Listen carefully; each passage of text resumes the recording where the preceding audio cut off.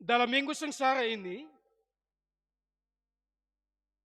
tema yang dibagikan atau dibuat oleh Majelis Sinode Gemit adalah berhenti membuli. Ya.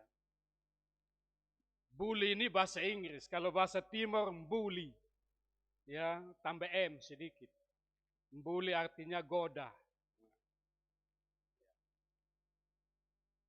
Tapi dalam pengertian Inggris bully itu artinya memperlakukan orang lain secara sewenang-wenang, merendahkan orang lain, mempermainkan orang lain, itu bully, bukan bully. Beda bully dengan bully. Jadi perilaku-perilaku yang mengejek, menghina, mengolok orang lain, itu namanya bully. Baik dengan tutur kata maupun perilaku yang sifatnya menghina orang, menindas orang, itu namanya bully.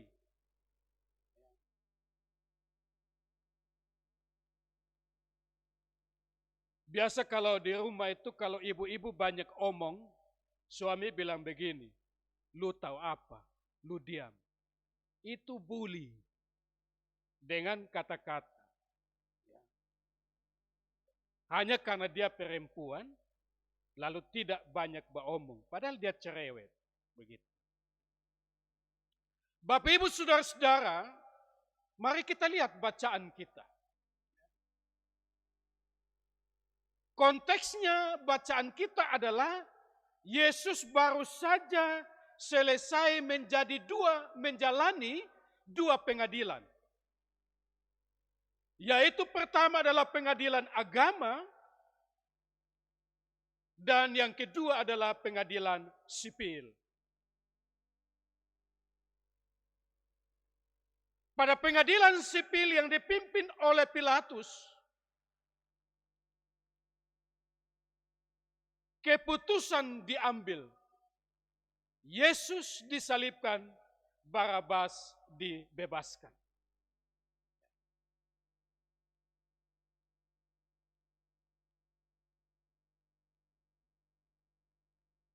Setelah keputusan pengadilan diambil, kemudian Yesus diserahkan kepada para tentara, para serdadu untuk mengeksekusi keputusan pengadilan.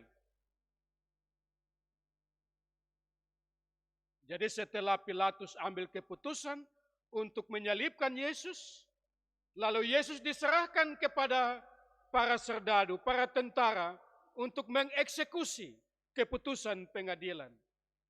Pada momen inilah terjadilah bully. Pada momen inilah terjadi penghinaan, ejekan terhadap Yesus. Sebelum ia dibawa ke salib, dibawa ke bukit Golgota untuk disalibkan, di gedung pengadilan itulah para serdadu menggunakan kekuatan yang ada pada mereka untuk melakukan kejahatan, melakukan penghinaan, melakukan olokan terhadap Yesus. Siapa serdadu-serdadu ini? Serdadu-serdadu ini adalah orang-orang Romawi yang sangat membenci orang-orang Yahudi. Pada saat itu, orang Yahudi di bawah penjajahan pemerintahan Romawi. Dan karena itu mereka tidak suka dengan orang-orang Yahudi, termasuk Yesus.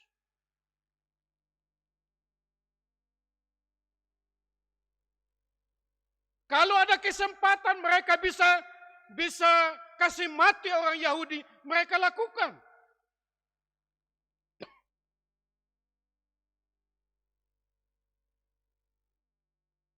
Dan kebetulan kesempatan itu ada. Yesus sebagai orang Yahudi menjadi lampiasan ejekan, lampiasan hinaan dari tentara-tentara Romawi. Apalagi dia itu pemberontak, dianggap sebagai pemberontak politik, musuh politik.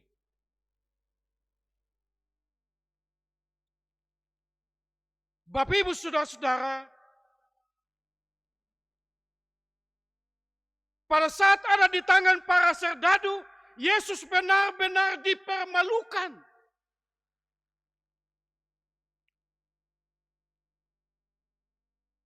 Ketika saya membaca ini, saya tidak sanggup dipermalukan seperti Yesus.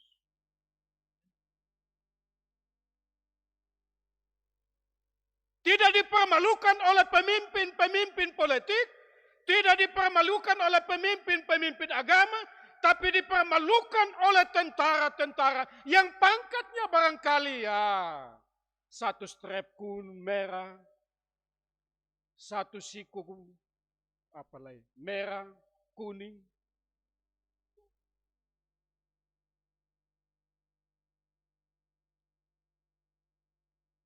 Benar-benar dia dipermalukan. Benar-benar dia dihina, dibuli. Yang pertama adalah Yesus dibuli dengan mengenakan jubah ungu. Dikenakan jubah ungu. Para serdadu kenakan pakaian jubah ungu pada Yesus. Kalau versi Markus, jubahnya ungu. Tapi kalau Matius, kalau kita baca Matius bahasa aslinya, bukan ungu tapi merah tua. Jubah merah tua. Bapak Ibu biasa bunuh babi toh. Waktu bunuh itu babi, dia pun hati kan masih merah, segar kan. Lama-lama dia jadi merah tua, hampir mendekati ungu. Persis itu.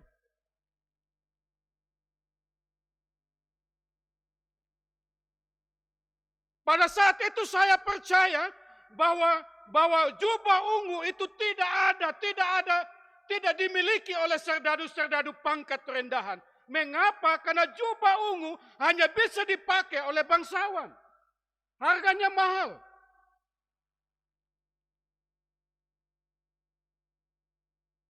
Dan karena itu, jubah ungu yang dikenakan pada Yesus bukan milik para serdadu dan mereka tidak punya itu. Kalau kita pakai logika Matius, jubah ungu itu adalah jubah merah tua. Jubah merah tua, jubah para serdadu yang sudah usang. Sudah usang. Warna merah itu kalau sudah usang dia dekat-dekat dengan ungu.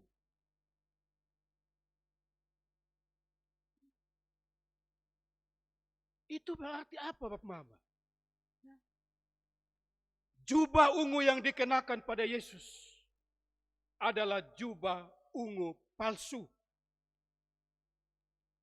Jubah ungu palsu.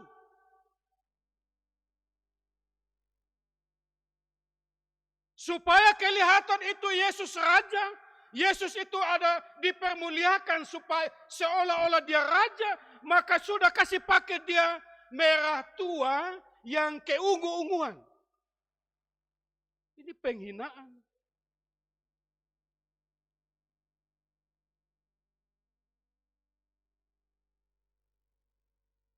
Jubah ungu palsu.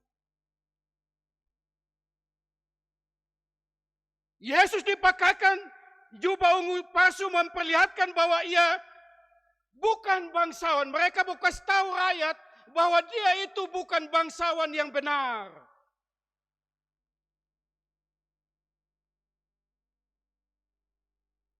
Yesus seolah-olah raja tapi bukan raja. Ya, karena itu warnanya jubah ungu, jubah merah tua. Ini sebuah lelucon, penghinaan. Kalau pakaian itu ukuran status sosial, maka inilah upaya untuk merendahkan status Yesus di depan banyak orang. Kesempatan untuk merendahkan Yesus di depan banyak orang. Kalau pakaian jadi standar status.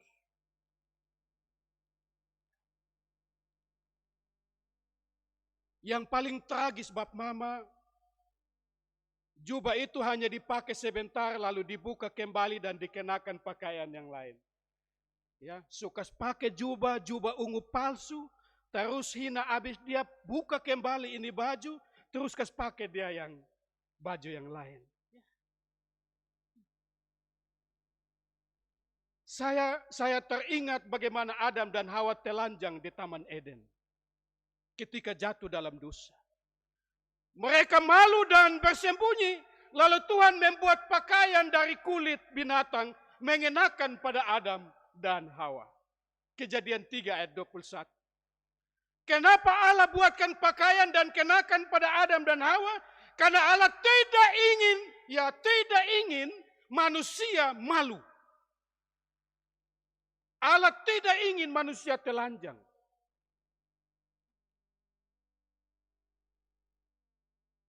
Allah memberikan pakaian kepada Adam dan Hawa karena Allah ingin menutup rasa malu manusia.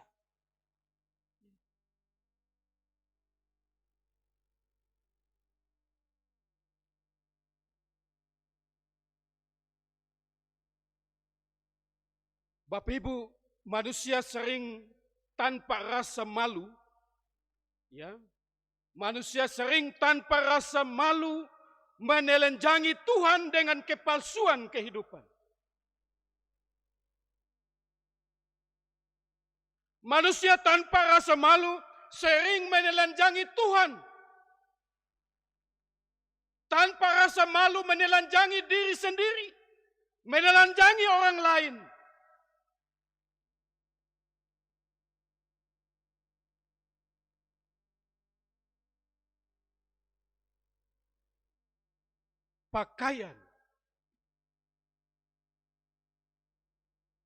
Pakaian jubah ungu yang dikenakan.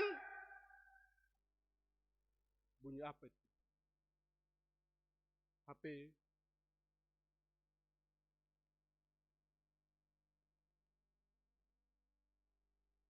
Jubah ungu palsu yang dikenakan pada Yesus memberikan gambaran kepada kita bahwa Yesus mengangkat rasa malu pada kita dan menanggung rasa malu itu demi kita.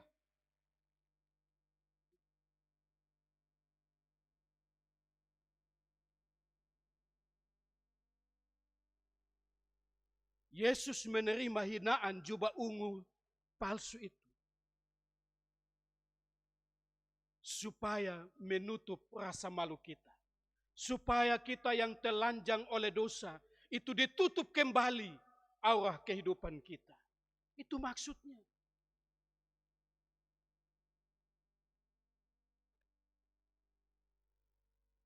Manusia seringkali menelanjangi bahkan mempermalukan Tuhan. Pakaian yang kita kenakan itu pakaian sok bangsawan, sok terhormat, tapi perilakunya tidak terhormat. Pakaiannya terhormat, tapi perilakunya tidak terhormat.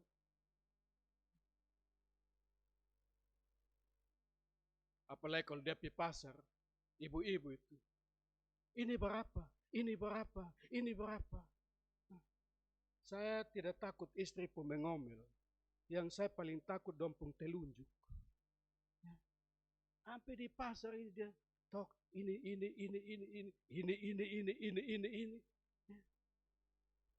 Setelah pulang dompet habis.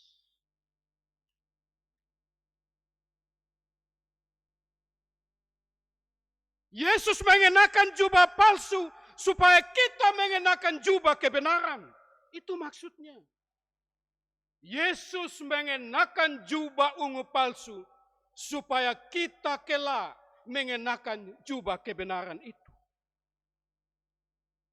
Karena itu, Ya, panggilan untuk orang Kristen, murid-murid Yesus.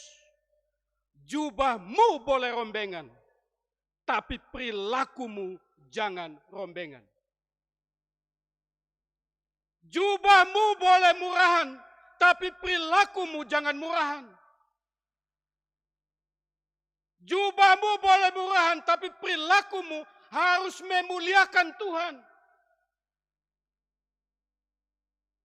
Kenapa? Karena Kristus telah mengenakan jubah ungu palsu, supaya kita mengenakan jubah kebenaran. Ini sonde.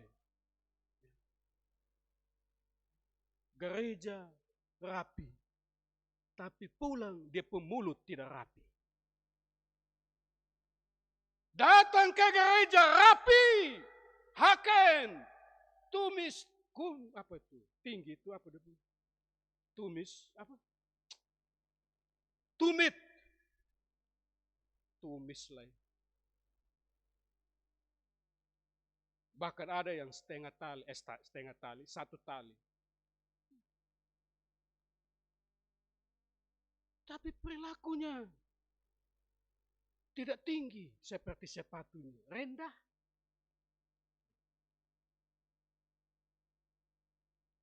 Sekali lagi, jubahmu boleh rombengan, tapi perilakumu harus terhormat.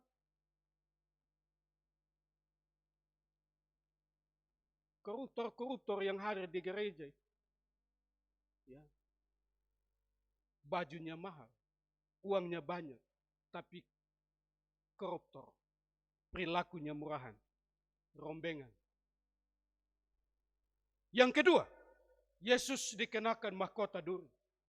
Mahkota itu lambang kemuliaan, dipakai oleh raja ratu. Terbuat dari emas, perak atau permata. Lambang kemuliaan, lambang kehormatan.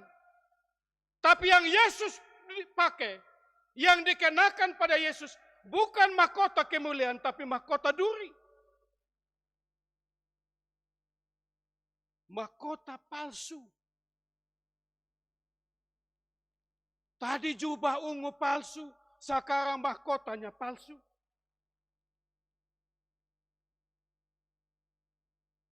Mahkota duri, tidak ada kemuliaan pada mahkota itu. Saya teringat juga ketika manusia jatuh dalam dosa, maka Tuhan mengutuk manusia.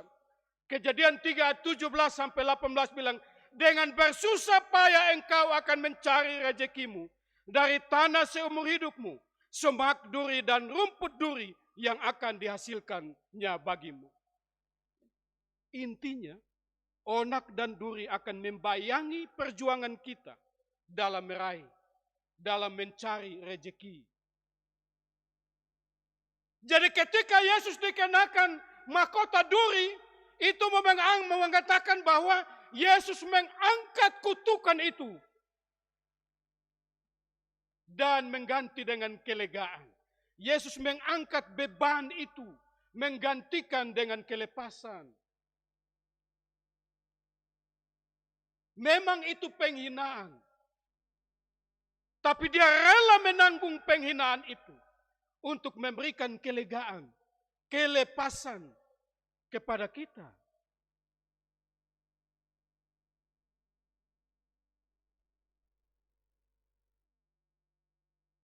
Yang ketiga, salam hormat. Ya.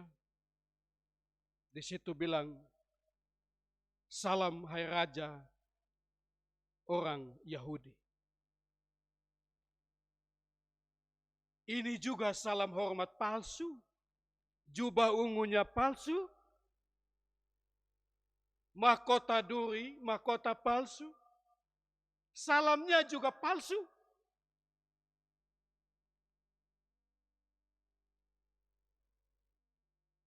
Seakan-akan mereka menyembah Yesus, tapi penyembahan itu penyembahan palsu.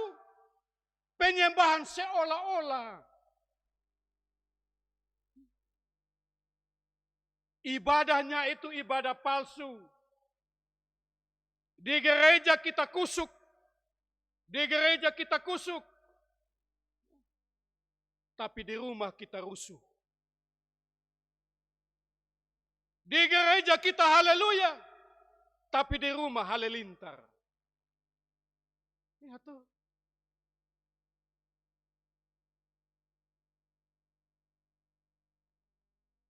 Apalagi dia ada datang gereja tuh dia begini. Taruh di sini, di dada Alkitab. Suci. Kau bilang, wih jangan ganggu dia teh. Ada mau pergi gereja.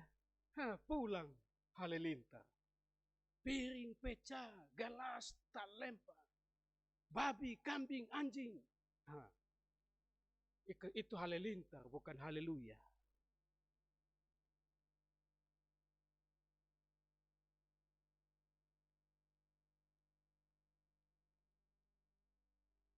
Di gereja kita kusuk, tapi di luar sana kita bikin kacau. Doa kita itu doa palsu. Persembahan kita itu persembahan korupsi. Palsu. Kehidupan kita itu diselimuti oleh ritual-ritual palsu.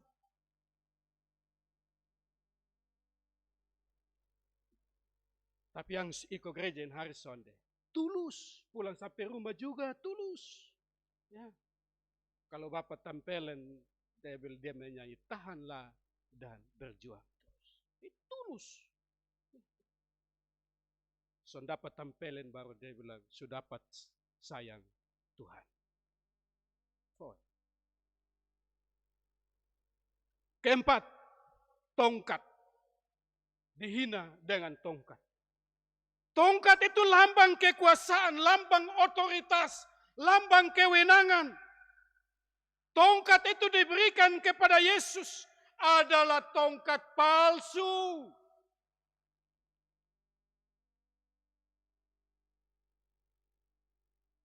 Karena habis ketika Yesus jalan menuju salib Bukit Golgota, itu tongkat tidak dibawa.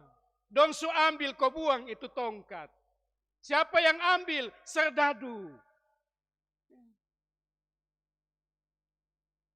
Mereka kasih tongkat palsu. Seolah-olah Yesus berkuasa. Tapi mulut mereka mengakui bahwa Yesus berkuasa. Tapi hati para serdadu tidak pernah mengakui kekuasaan Yesus. Itu tongkat palsu. Mereka menyebut diri Yesus berkuasa, menyebut Yesus berkuasa, tapi dalam kenyataan Yesus tidak menguasai hati mereka. Yang terjadi malah sebaliknya, mereka para serdadu mempertontonkan kuasa mereka pada Yesus. Kasih Yesus tongkat, tapi mereka juga sedang mempertontonkan kuasa mereka sebagai serdadu kepada Yesus. Tongkatnya tongkat palsu. Yang kelima, urapannya adalah juga urapan palsu. Urapan palsu itu dengan meludahi Yesus.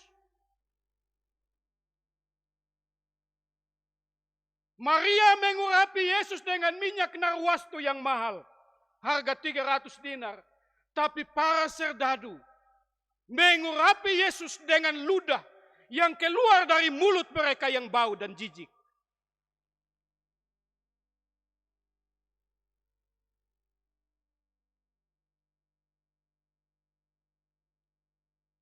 Apa artinya?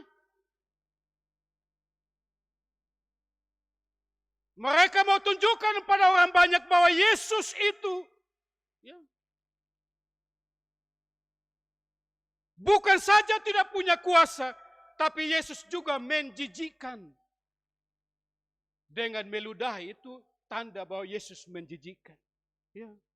Ini juga gambaran hidup katong. Coba lihat orang lain bikin son enak. Fui. Fui. Fui, fui, fui. Sampai ludah habis juga dia fui, fui, fui.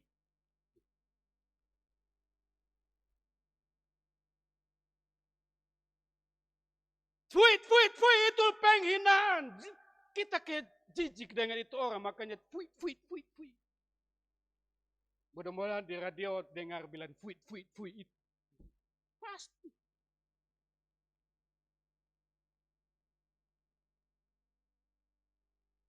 Karena kita anggap orang lain menjijikan, makanya kita meludah. Ya. Padahal dia TCB. Apa namanya? TBC. TCB lah.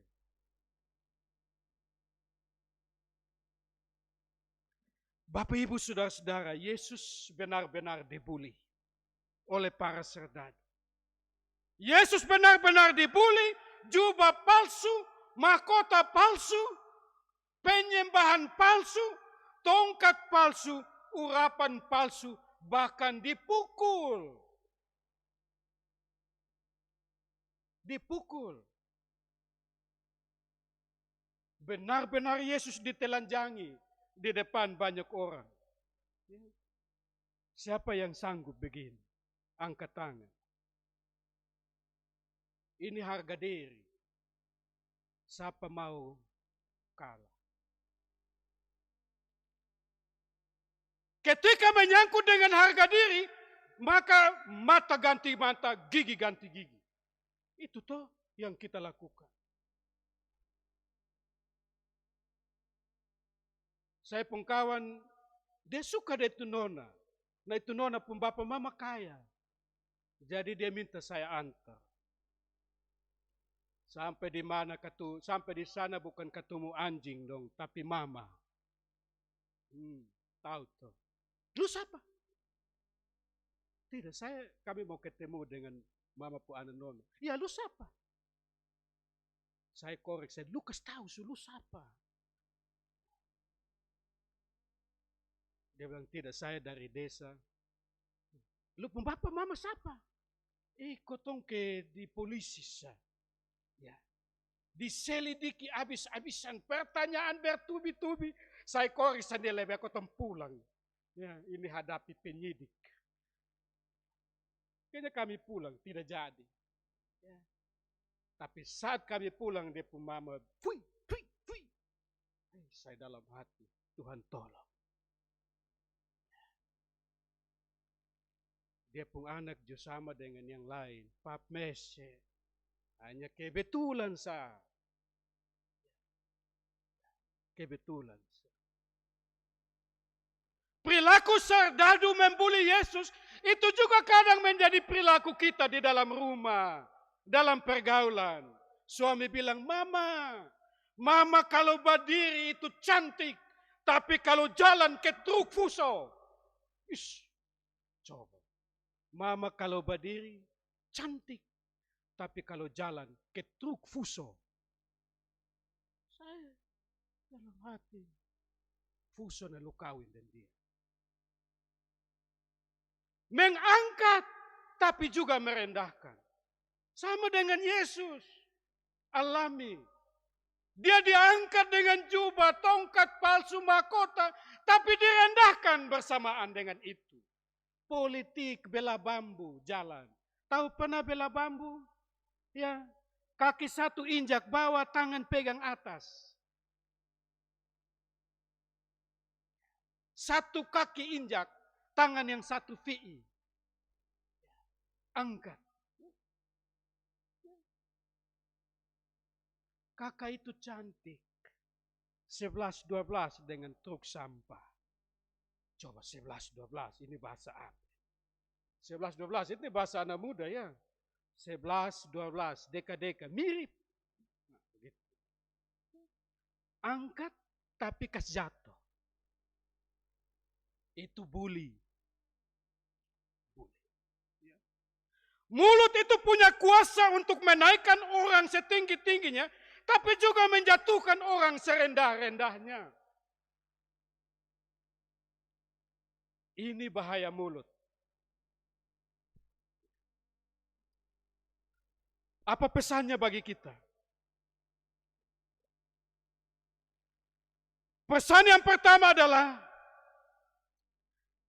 perilaku mendapatkan kehormatan diri dengan cara menundukkan orang lain adalah keliru, kejahatan kemanusiaan, dan dosa.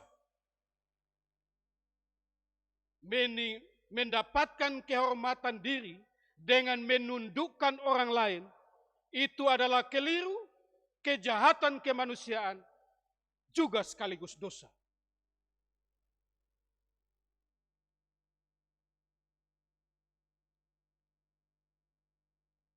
Dan ingat, kita sedang merendahkan orang lain, tapi Allah akan meninggikan orang itu. Kita merendahkan orang lain, tapi Allah akan meninggikan orang itu. Contoh, Daud. Fisiknya kecil, usianya masih muda. Dianggap remeh oleh Eliab kakaknya. Tapi orang muda yang lemah ini yang mengalahkan Goliat dan kelak menjadi raja. Yusuf diperlakukan secara kasar oleh saudara-saudaranya. Dijual, disiksa. Tapi kelak dia menjadi orang nomor 2 di Mesir. Dulu saya masih mahasiswa, saya pun nilai bahasa Yunani itu C, D. Buku kedua D. Kawan saya olok, bodoh. Saya dalam hati, Tuhan tolong. Buku belajar saya dapat C. Naik sedikit lah. Bangga saya. Tapi dia stop. Dan saya telepon terakhir, dia tidak jadi pendeta. Saya yang jadi pendeta. Ini kesaksian Bapak Mama. Tidak omong kosong.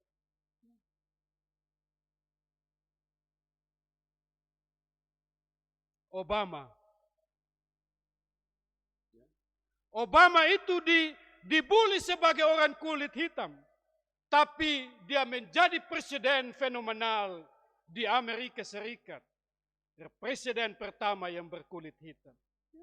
Jadi olok-olok orang sadar. Ya, saya kasih tahu, hati-hati. Sebab besok kamu akan direndahkan. Tapi orang yang kamu hina itu akan ditinggikan. Karena itu berhadapan dengan bully, Yesus bilang begini. Ya Bapa, ampunilah mereka. Karena mereka tidak tahu apa yang mereka perbuat. Di tengah-tengah hinaan, olokan, Yesus tidak melawan. Tapi dia berdoa, ampunilah mereka. Pengampunan adalah jalan terbaik melawan penghinaan dan penindasan. Itu.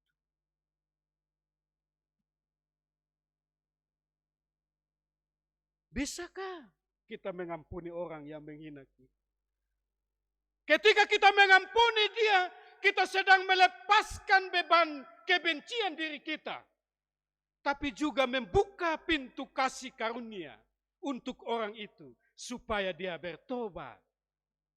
Itu pengampunan. Melepaskan beban pada diri kita. Tapi juga membuka pintu kasih karunia. Supaya Allah bekerja dalam pribadi.